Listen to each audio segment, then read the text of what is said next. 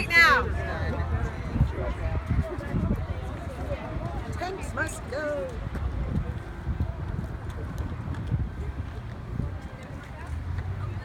Thank you for being here, sir. Why are you here today? Well, I'm here today protesting these tanks behind me. What kind of tanks are those?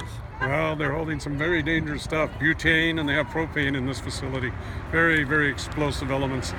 Accident here could just devastate this community. And the seismic standards of the tanks haven't been changed in years. The catch basins will not catch all of this runoff, and it's easily ignited. So I'm really worried about it. Local resident? Yes, I am. I live here in town. I lived here all my life. Were these tanks here for a long time? Well, these tanks have been here for probably since the 70s, but you know, there were houses here before the tanks, houses and schools. No environmental report was ever done on these? Well, a very weak one, and it just got pushed through, so it's really very lax, and there doesn't seem to be much political will to get these things removed. People in the community have been working on this for like probably about 40-some years to get these tanks removed, but nothing much has happened. Well, we're not going to give up, though, are we? No. Thank you. Well, you're welcome. My house is a half mile from here, 1962, and we've been trying to get them out since 1969. And it's very interesting that Janet Gunther found out, and she has the documentation, that President Nixon on the December 24th gave an okay for these to go in. Really? From the president? Yeah, Janet Gunther, she can tell you about it. I'll talk to Janet. Yeah, it's because, and it will take an earthquake, because it's on a slick here, and it will take just 1 minute for all this to explode with all of the schools around. And when we told them about the schools, they said, oh, well, it would only be 500. I said, what are you talking about? Well, the Tabor Avenue schools aren't residents. And we said, yes, they are. And I mean, some of the stupidest things, but anyhow, Janet! Ho-ho! Janet! Tanks must go! Hey, hey! Ho-ho! These tanks gotta go! Ho-ho! Are you Janet Gunther? Let's go! Yes, December 20th. Are you Janet Gunther? Yes, I am. Can you tell us why you're here today? If I really told you how I feel about this, you would not be able to show it. Well, I can show it on Facebook.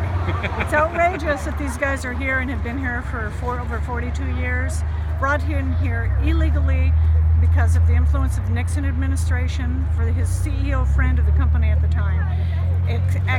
Exempted from fire regulations, pushed through the whole system, all the red tape cut to enter this thing in, and it's been sitting here on an earthquake fault for 42 years that has a magnitude of 7.3 and 5.5 seismic tanks. Has no one ever been the champion to get rid of these from a political standpoint? No one. Everybody, they grandstand, they say they're going to do this is outrageous, we can't have this, and they walk away. If you could get help from somebody, who would it be in elected office right now? Who needs to? Well, the city has tremendous control, although they deny it. Do you have a representative on the city council here? Yes, we do. Joe Buscaino, who has been a huge failure on this. He's walked away from it. His mantra is that they can't do anything about it, which is total BS. There are so many avenues. Doesn't he live here? Yeah, supposedly he does, and he's within the blast zone easily. Somehow he's delusional if he thinks that this thing is safe. And What about County Board of Supervisors? County Board of Supervisors have done nothing. Mr. Kanabe's office doesn't even entertain our dialogue. They definitely have control. Congress has control. Who's your congressperson?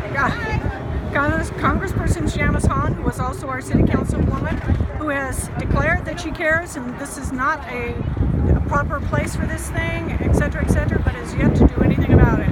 Well, isn't she now running for Board of Supervisors? She is. For Don Kanabe's seat? Yes, absolutely. Maybe this needs to be a campaign issue. That would be nice. It's supposed to be a campaign issue for just about every office you can imagine.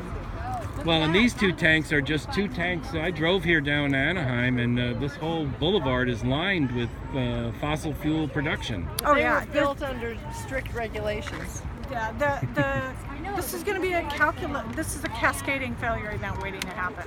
These tanks have 3.1 blast radius from one butane tank. There's only one tank, which is going to trigger a cascading effect on the ConocoPhillips and everything else that's around here. So, I mean, it's an inferno that's really unimaginable in its scope for a disaster.